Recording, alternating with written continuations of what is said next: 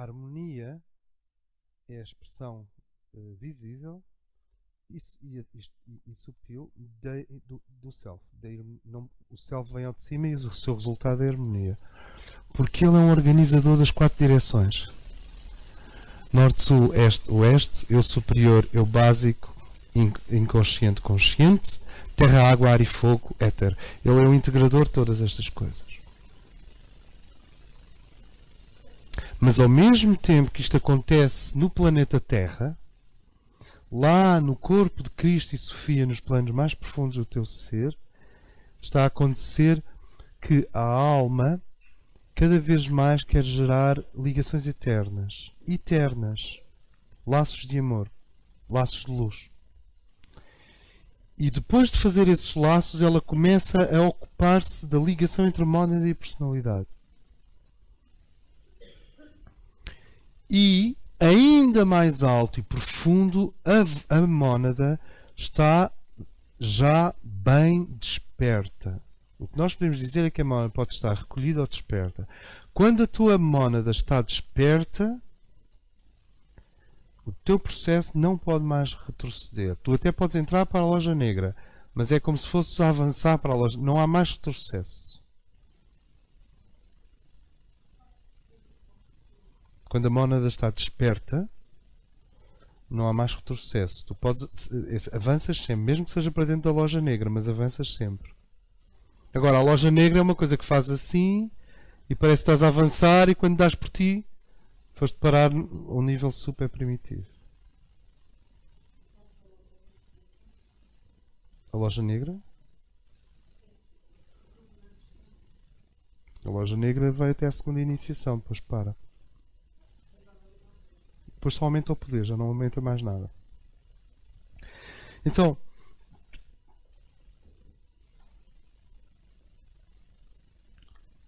claro que para que este não precise de nada, que é o resultado da síntese e a revelação da minha linhagem monádica venha ao de cima, ao mesmo tempo o ser humano já está numa fase avançada de resolução de si próprio. As duas coisas não são... uma converge para a outra. Isso é muito incrível se nós pensarmos a minha harmonia é a base para a chegada do céu à terra. E por outro lado, a síntese pode fazer algo na minha vida que num dia resolve um problema de anos. E isso conduz a uma grande harmonia. Então, a vontade monádica atuando gera harmonia. E a harmonia acontecendo favorece a vontade monádica. Sentem onde eu quero chegar? Sentem onde eu quero chegar? A palavra que se usa é metabolismo. Há um metabolismo.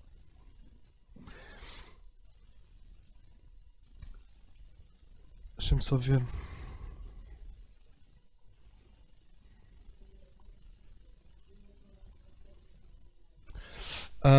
Ok. Guerreiros, governantes ou líderes, curadores, espelhos, sábios, contemplativos. Falta-me sempre uma.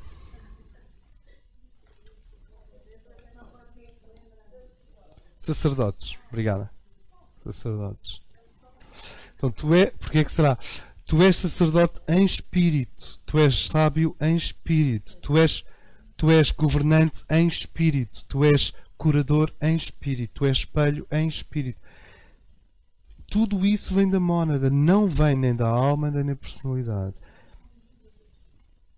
No momento em que a tua mónada começar a afastar coisas na tua vida que estão ali há anos e não andam nem para trás nem para a frente, é preciso ver uma coisa. A mónada não o faz enquanto a personalidade não fizer o seu máximo. Mas se a personalidade não consegue remover uma coisa, quer queira, quer não, porque é mais forte que ela, a mónada vem lá de cima e simplesmente, eu já vi em 10 minutos aquilo acabou. Em 10 minutos resolvem-se problemas de anos. Portanto, vocês não pensem que a mónada está longe, ou que é vaga, ou que é um assunto de contemplação. Estamos a falar de vontade do cosmos em ti. É aquela coisa que no dia em que atuar tu não estás nem zangada nem fria, nem zangado nem frio, nem com raiva nem distante, nem pretencioso nem aflito, nem com os olhos vermelhos. Estás completamente sereno e calmo e aquilo vem e faz assim, tal, tal, tal, tal, tal. E a tua vida fica arrumada.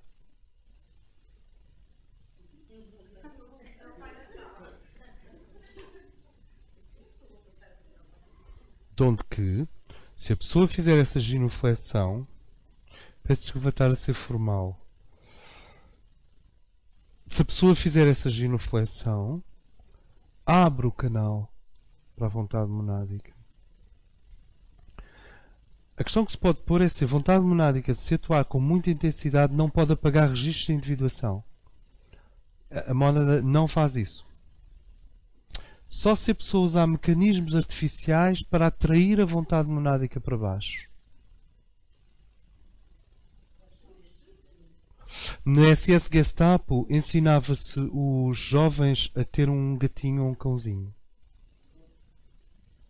E ao mesmo tempo a admirarem o líder. E no final do curso dos jovens oficiais, eles recebiam uma carta do líder, o Führer,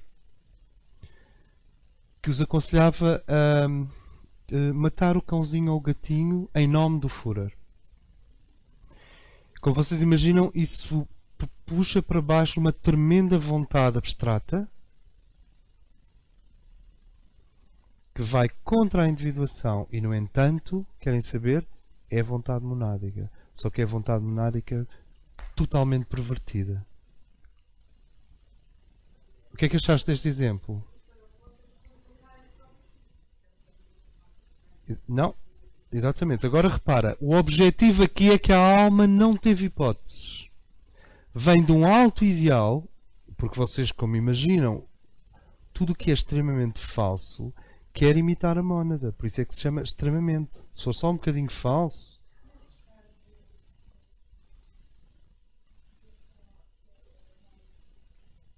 a mónada já lá não está. Mas o ato de vontade tem que ir buscar a dinâmica a algum lado. Não sei se me faço entender. Quando eu digo método artificial, a mónada não está lá. A mónada não está a doar a sua vontade volitivamente. O que acontece estranhamente é que se o indivíduo está destinado a um grande nível de vontade, ele consegue pôr essa vontade em movimento num ambiente totalmente falso. Aliás, é frequente encontrar heroísmo em ideologias falsas. E o heroísmo e a vontade monádica têm muito a ver, como vocês imaginam.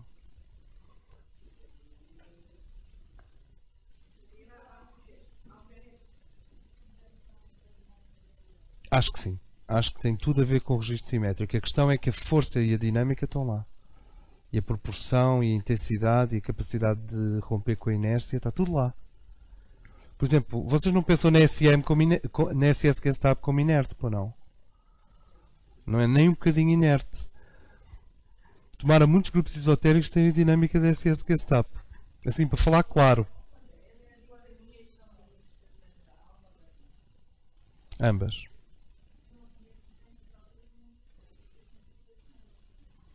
Quanto, é assim, há epifanias que vêm da alma, são mais doces e mais suaves.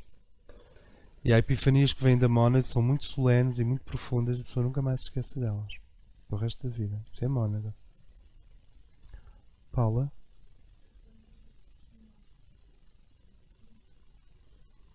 São, mas tem que haver um ideal, tem que haver um elemento de fogo falso. Não sei se me faço entender. Uma crença, uma fé. E a fé faz um furinho. Não sei se me faço entender. Mesmo que a mónada não queira, faz ali um furinho.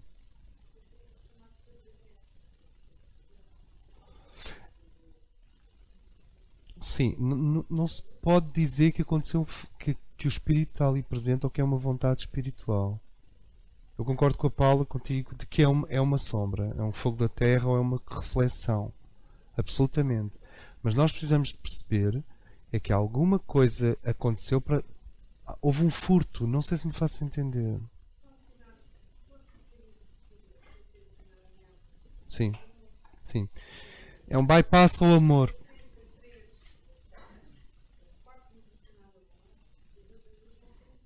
Exatamente. Exatamente.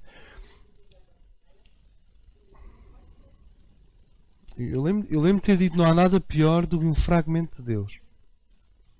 Porque Deus é todo, é completo. Um fragmento só, aquilo é uma força terrível que não sabe o que é, nem para onde vai, nem de onde vem, e no entanto faz acontecer coisas. Porquê é que este trabalho avança tão devagar? Porque se nós fôssemos lidar com um fragmento só, já tínhamos chegado não sei onde. Então é recuar e ficar avôzinho. Sempre cada vez mais avôzinho.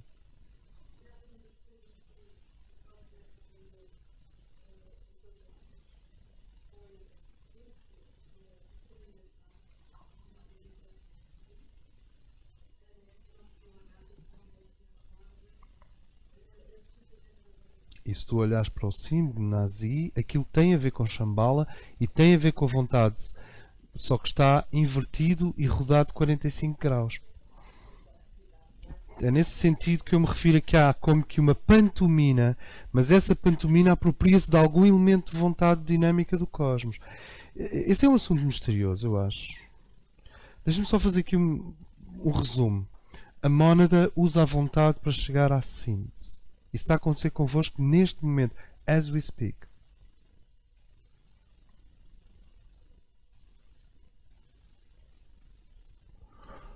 A alma utiliza o processo de identificação para chegar à união.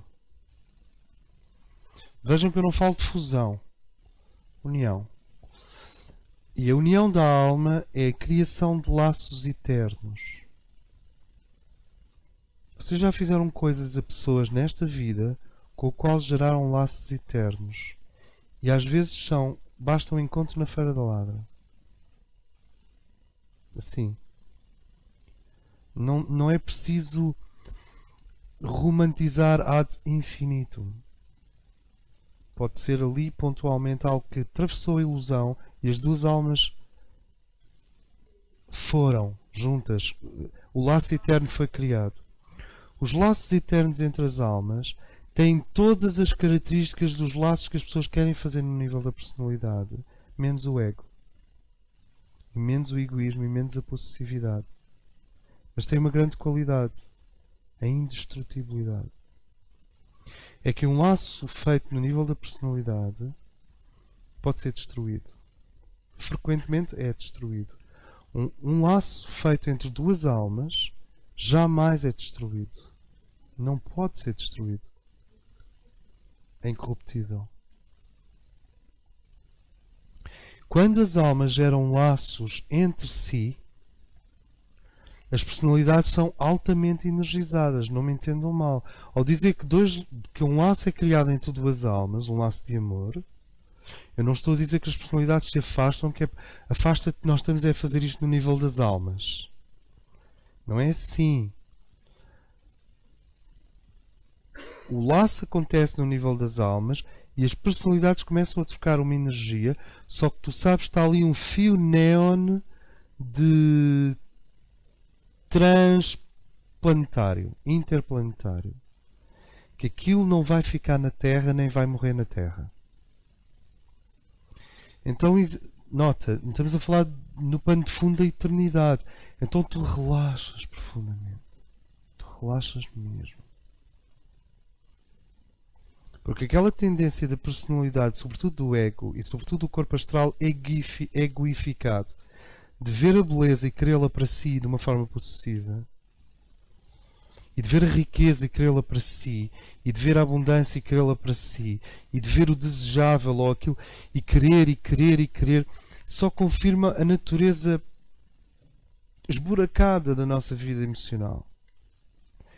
E se nós respirarmos o suficiente, tu começas a sentir os laços eternos que tu fizeste. E dói à personalidade e ao ego quando a personalidade e o ego traem, momentaneamente, um laço eterno. Porque a lealdade, no fundo, é o reflexo aqui embaixo desse laço eterno. Só que a lealdade não impede a sinceridade e a frontalidade. E a alma gera laços eternos, mas depois de gerar laços eternos, ela gera este grande conduto entre a mónada e a vida cá em baixo. Qual é o sinal de uma mónada que está já a canalizar energia das constelações? Energia de Júpiter, energia das constelações e energia dos grandes portais cósmicos. É que a tua linhagem monádica ou a tua estirpe monádica vem ao de cima e é-te atribuída uma tarefa espiritual. Se perguntarem, por exemplo, André, tu tens uma tarefa espiritual neste momento? Não. Você acha que eu tenho uma tarefa espiritual? Não. Eu tenho uma tarefa didática. Senão não podia receber dinheiro. I'm sorry. Não podia receber mesmo. E muitas vezes trabalhámos sem receber dinheiro. Não sei se vocês se lembram. Durante anos. Mas este trabalho não é a minha tarefa espiritual. Eu peço que estar a falar de mim. Este trabalho é só uma coisa didática. Agora, quando se tornar espiritual,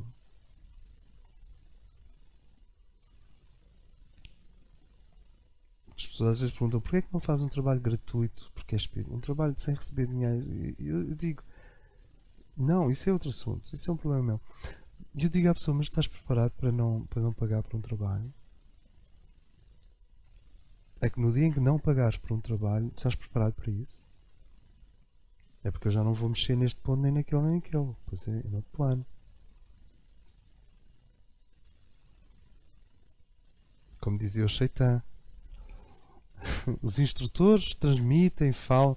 Jesus chegava lá ao pé e dizia assim, eu quero a tua alma. Para quê? Para o reino dos céus. Ah, não, e tal, minha mãe, meu pai.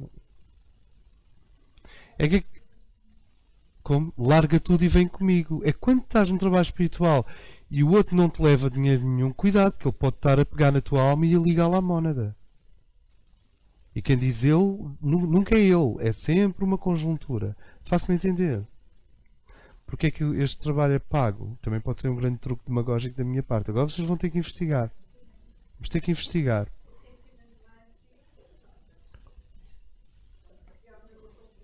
É como se eu tivesse alguns amigos meus, mas vocês estão preparados para um trabalho em que não se paga? É que não estão a ver, é outro regime. É outro registro, é outro regime, são outras leis que começam a atuar. No fundo, vocês estão a pagar para irmos devagar. Não sei se me faço entender. Ou seja, é como se dissesse assim, ao segundo motorista, vai mais devagar. E estão a subornar o motorista. Exatamente. Bom, isto é definitivamente para apagar na gravação. Anyway, mónada, alma.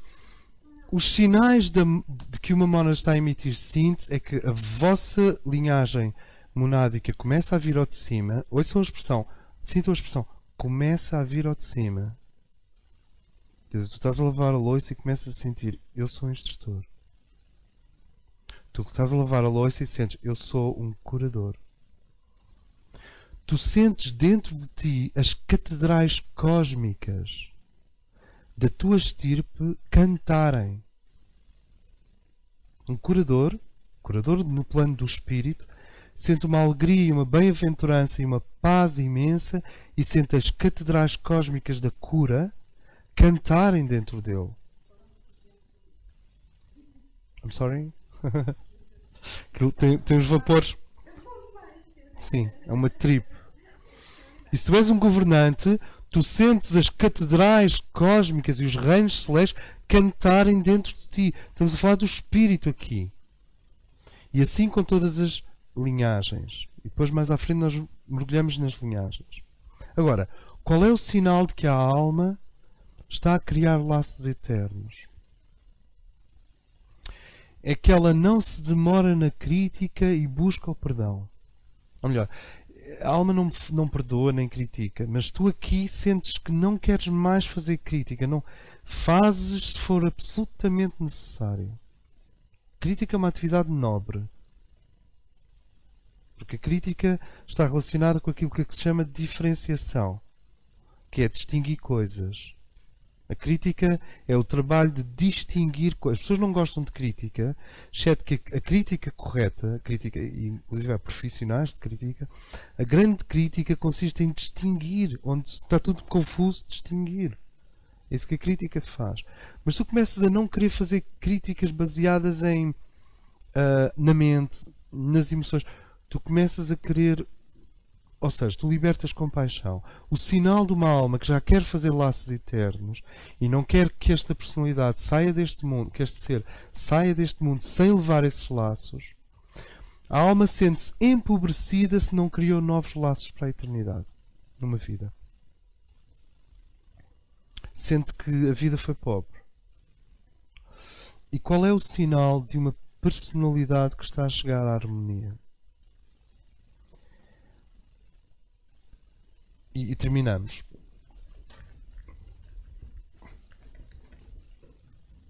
É que estes 6 opostos,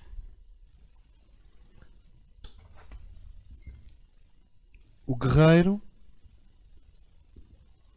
versus o amante. O amante aqui no sentido do conciliador, do pacificador, do bailarino, do dançarino, da balança. O guerreiro, se quiser podem chamar carneiro, e o amante, se quiser podem chamar balança. E o oposto, composto pelo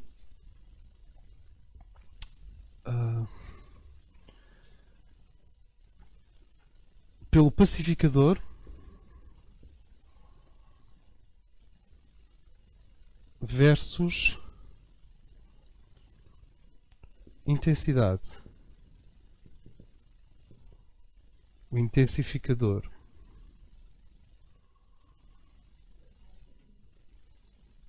Touro, escorpião. E depois o oposto composto por o investigador.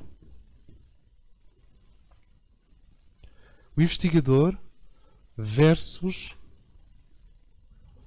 o adorador. Sabem que adorar normalmente está no polo oposto a investigar. Exceto quando tu adoras e investigas com a mesma intensidade ao mesmo tempo, de maneira a não conseguires fazer nenhuma diferença entre uma coisa e outra. Investigador, Gêmeos. Adorador, Sagitário. Aquele que liga, que encontra. O oposto entre a criança. Eu aqui vou pôr os termos em latim. A criança e o ancião, o senex. Puer senex. O oposto entre a criança e o ancião. O oposto entre o eu e a humanidade, ou o grupo.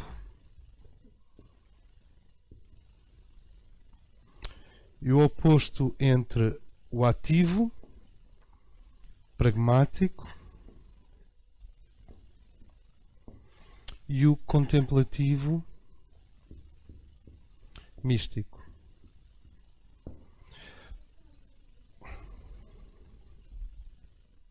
Vocês têm aqui 6 grandes pares de opostos.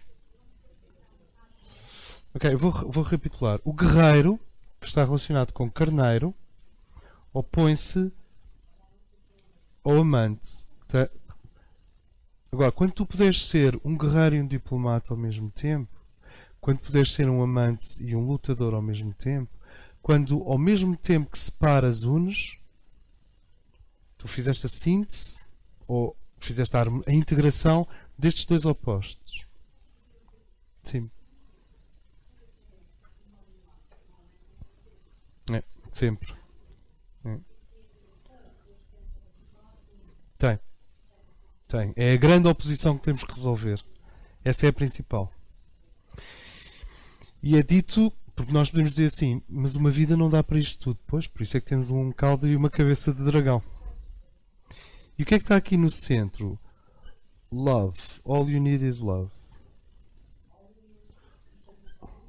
Só que este é o amor psíquico. Este é um amor psíquico.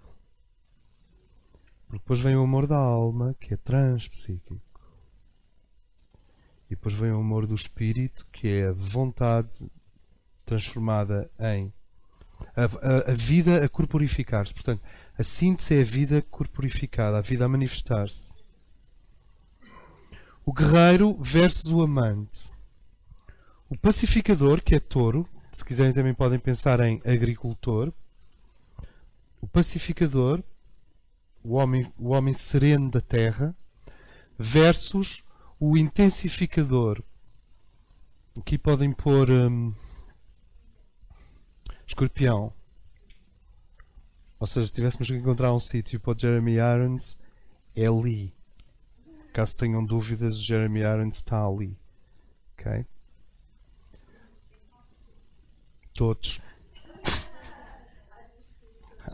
Qual é o filme em que o Jeremy Irons aparece muito sereno e calmo a fazer cosmética e a remar calmamente num lago e não acontece absolutamente nada? E é uma paz completa.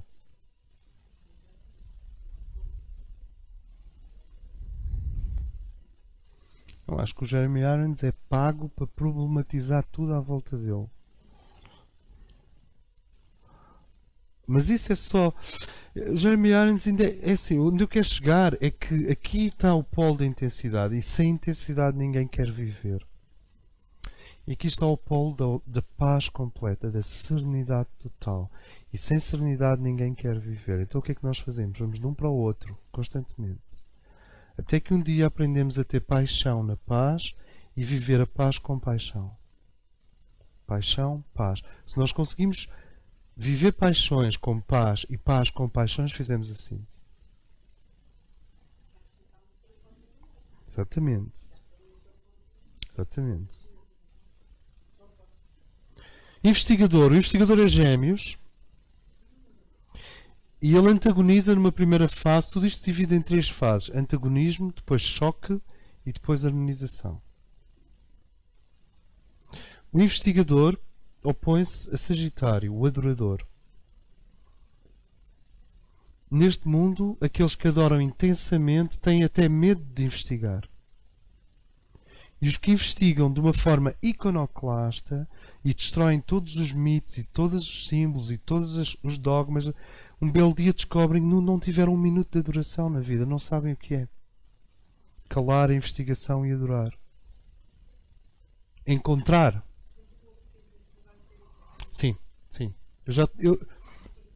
Nós já falamos de figuras de síntese para tudo isto.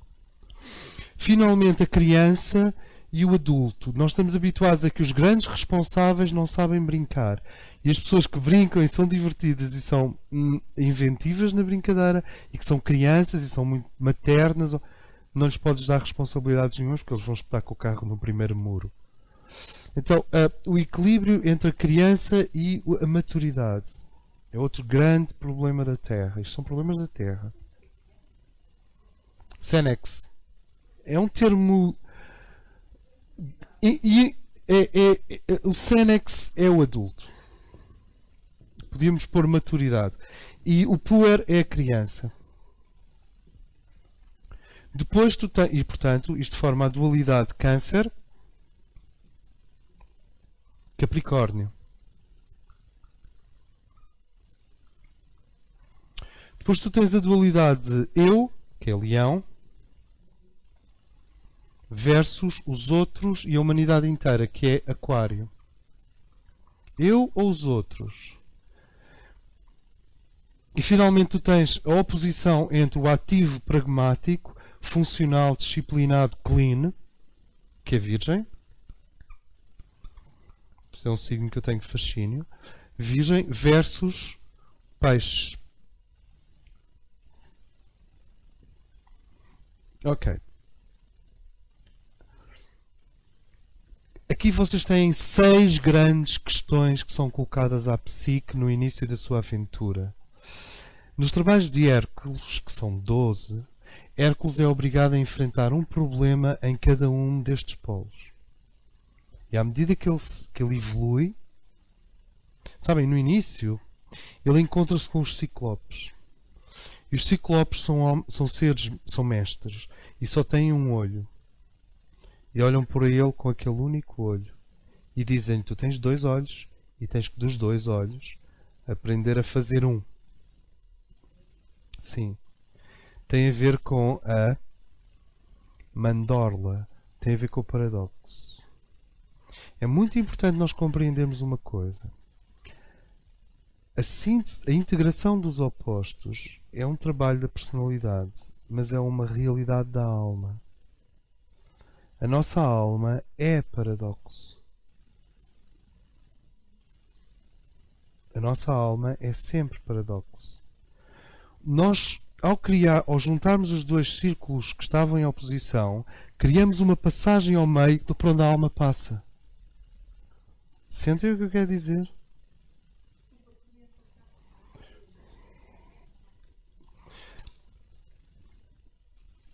Ok. João, podes vir aqui.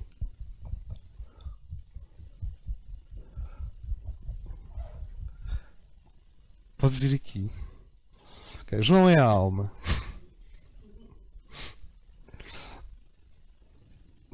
Aliás, como é óbvio, mas isso pronto. O João é a alma, ele está ali atrás. Estás aqui atrás. Okay. O João só pode passar quando se abrir uma porta. E nós somos uma oposição. Há 3 fases. Numa fase, quando entrarmos na astrologia profunda, vamos ver isso melhor. Numa fase, as 2 oposições, reparem, nós temos estes 6 dilemas.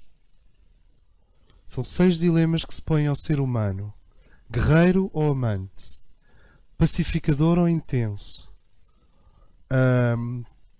Investigador ou sacerdote? Ou adorador? Criança ou adulto? Eu ou a humanidade? Eu ou os outros? Ou o grupo? Ativo, pragmático, funcional? Ou contemplativo e místico? São 6 grandes dilemas que se põem à psique. E no início, vira para lá. No início eles estão assim. Vê bem como é que ele se está a sentir. Ele não tem qualquer hipótese de passar para o lado de cá. Porque nós não estamos a fazer passagens, estamos de costas. Isto é a fase inicial em que as 2 funções psíquicas se ignoram e nem sequer estão em relação. O indivíduo está fragmentado e nem sente que está fragmentado. É o estado primitivo da psique. É a psique no seu estado primitivo.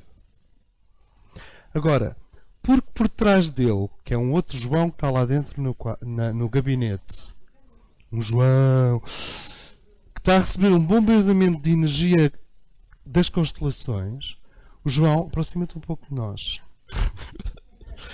É ótimo, eu já estou a sentir. Ok. O João está-se a aproximar. A aproximação dele e a passagem dos séculos neste mundo faz uma rotação. Podes rodar. Faz uma rotação. Então eles enfrentam-se. E assim, olha para ela assim, não gosto nada de ti, és completamente diferente de mim. Tu podes dizer o que quiseres. Gostas de mim? Oh, assim já não dá. Ok. Há sempre um lado do eixo que 7 primeiros também. Mas aí puxa.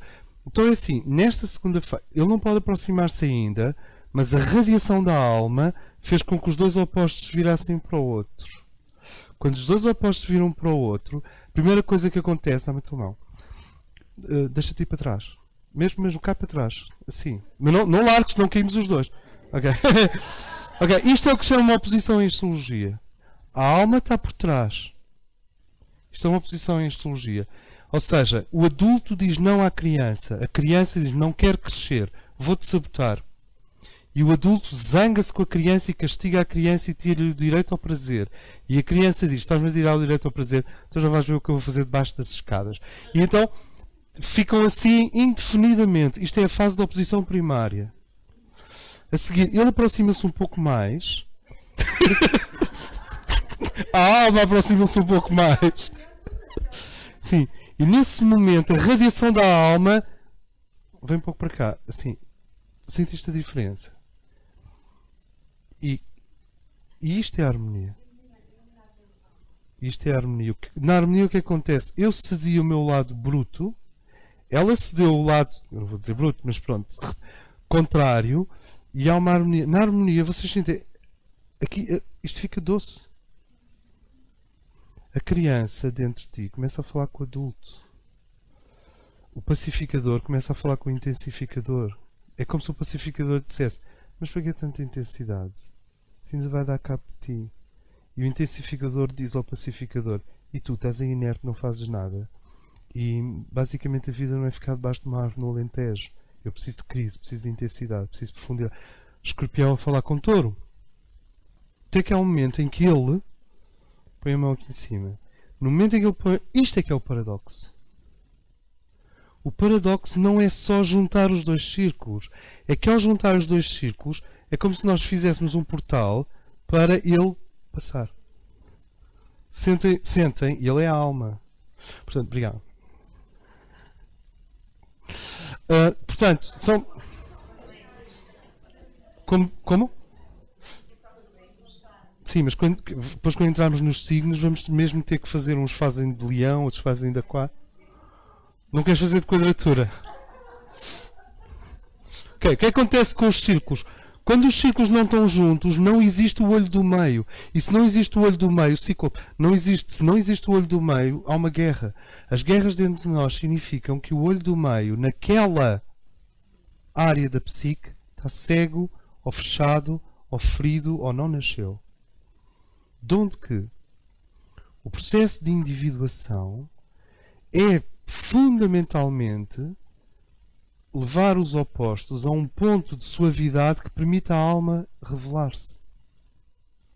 Por isso é que a individuação nunca é estritamente psicológico. A individuação é as condições mínimas para que o indivíduo deixe de ser psicológico. Ou seja, através de um trabalho de harmonização psicológica, tu abres a cortina entre a terceira e a quarta dimensão e a tua alma ao vir ao de cima é que gera o paradoxo. Não são os opostos que geram o paradoxo. Os opostos geram o lugar do paradoxo. Mas o paradoxo é a alma a revelar-se diretamente. Sente o que eu quero dizer? Por isso é que o paradoxo é iluminação e não apenas uma conquista psicológica. É bom. Ficamos mais seguros. Então, vocês, quando na fase bruta da psique, todas estas forças puxam cada uma para o seu lado. A pessoa diz: tem que ser responsável. E de repente passaram 10 dias e ela não se divertiu, não cantou, não dançou, não fez aguarelas, não andou nua pela casa, não apanhou sol, não foi à exposição de pintura da amiga, nada. Adulta, não conseguiu encontrar o equilíbrio. E por outro lado, se a criança predomina, passam os anos e a pessoa não atinge objetivos. Porque o que é o adulto se não a parte de nós que atinge objetivos? Agora, e podíamos continuar a falar das oposições, depois vamos falar delas mais tarde. Agora, o que é que coordena e organiza toda esta busca de integração? A psique. E a psique tem uma narrativa dela, que não é a narrativa dos opostos. Chama-se o teu mito. Não, estou a falar da Kitty. Todos vocês têm um mito, têm uma aventura única para viver. Todos vocês terão que ter deixado em algum momento a zona de conforto. Terão que ter mergulhado na floresta e antes de entrar na floresta encontrado um amigo ou um companheiro ou um animal que foi com vocês.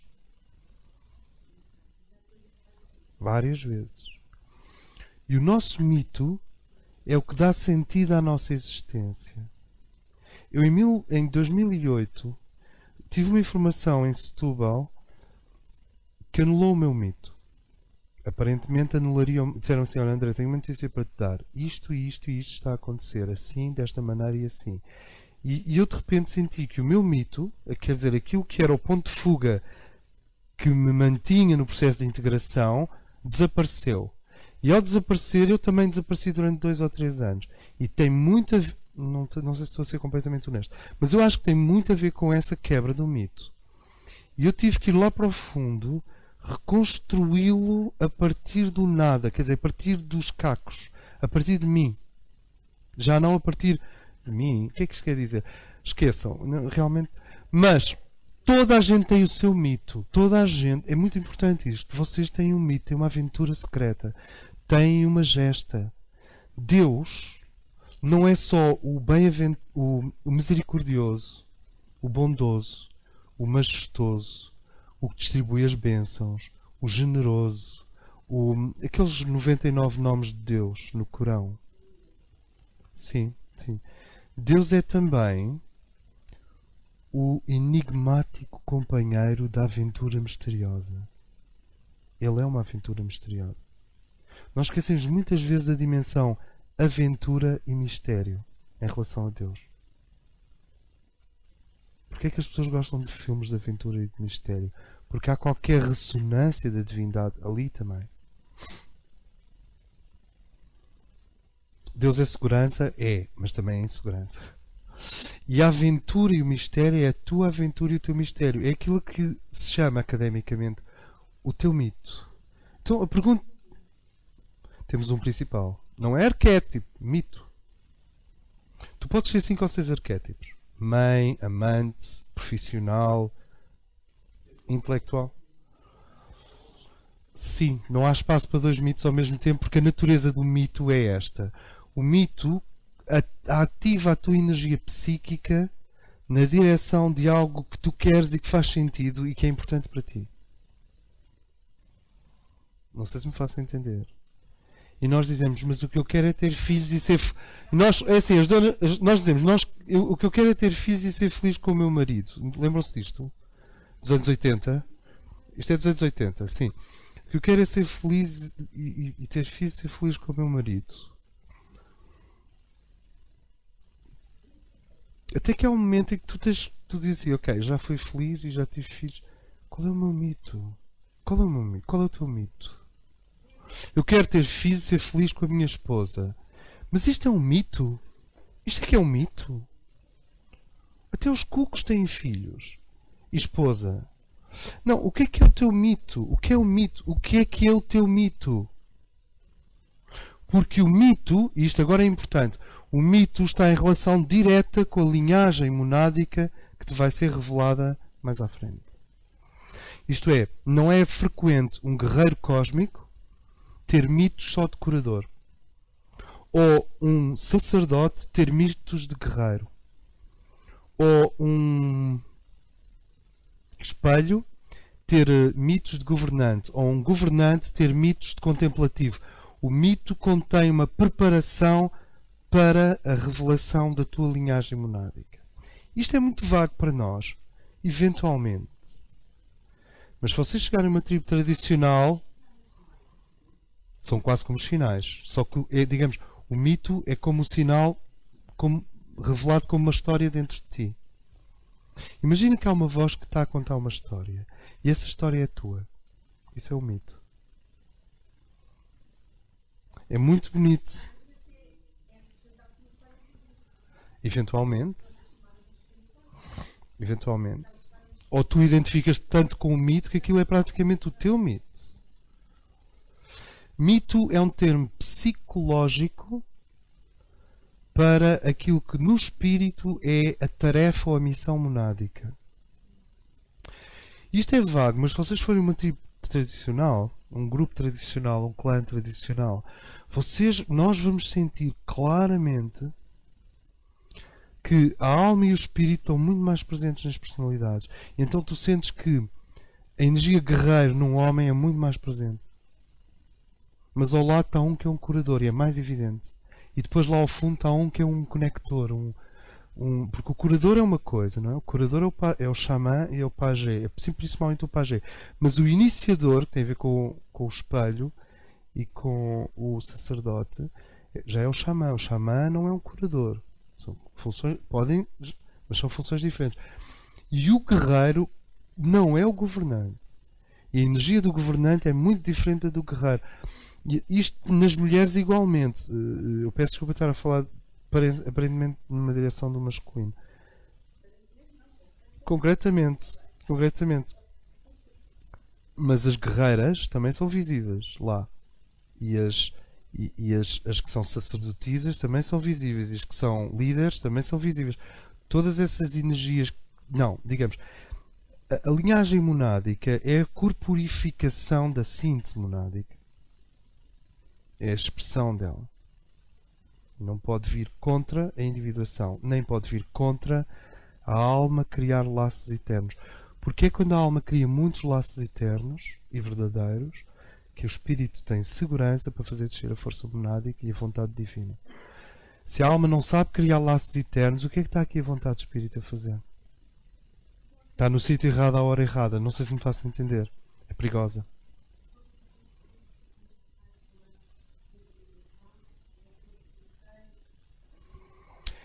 O da individuação é o rosto que resulta do mito, do herói, da heroína. Vocês, para todos os efeitos, eu peço desculpa, não se sentem um bocadinho heróis e heroínas neste mundo?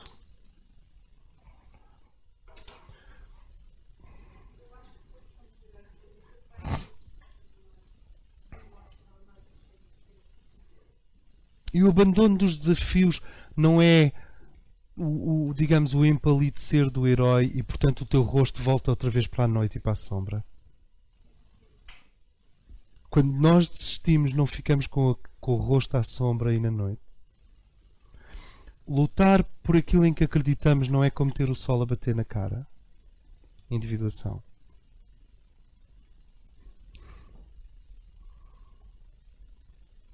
Muito simples. Todas estas coisas podem ser ditas de forma muito complexa, mas é muito simples. Se nós conseguirmos meditar nisto, a personalidade busca a harmonia, a alma busca a união e a mónada gera a síntese. A personalidade busca a harmonia através da integração dos opostos. Vocês têm aqui 6. A astrologia é uma ciência de opostos. Para ser uma psicologia profunda, é uma ciência dos opostos. E o tarot também, mas o tarot é mais avançado que a astrologia, é mais abstrato ainda que a astrologia. A alma busca a união através da identificação. Como é que é a identificação? Então a alma olha através de ti e tu olhas para alguém e dizes assim: aquele ser, se não o conheço, quero conhecê-lo. É amor. Então tu identificas-te. E quando te identificas, já começaste a criar aquele laço eterno.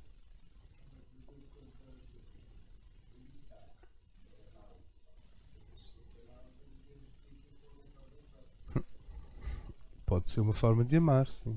Claro que sim.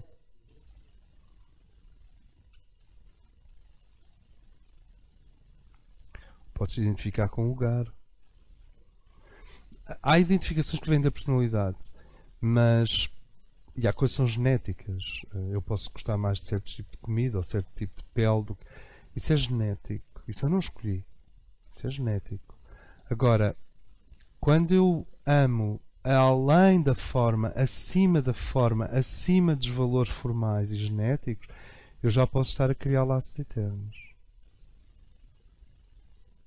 Tu podes sentir que tens amor e atração por uma pessoa que fisicamente não te diz nada. Isso já é um laço num plano mais alto, mais profundo.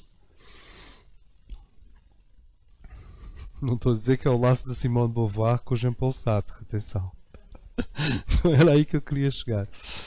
Então, sentem isto, estes três patamares ajudam-nos imenso. E o que se passa é que se temos isto para integrar na horizontal, a alma tem o seu trabalho para integrar na vertical e a mónada, à medida que isto é tecido cá em baixo, ela começa a projetar a estirpe monádica na tua direção.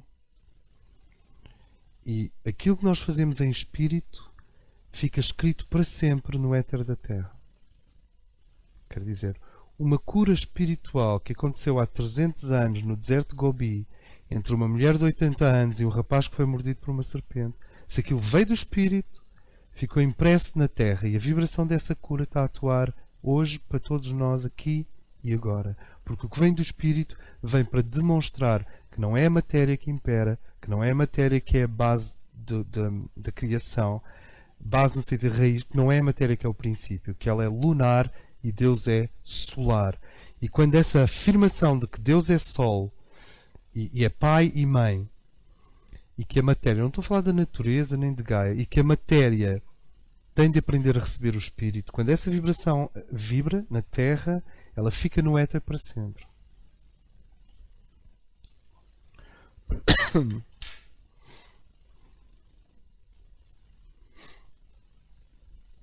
Agora tentem observar no passado em que momentos é que vocês sentiram que o Espírito disse não ou disse sim.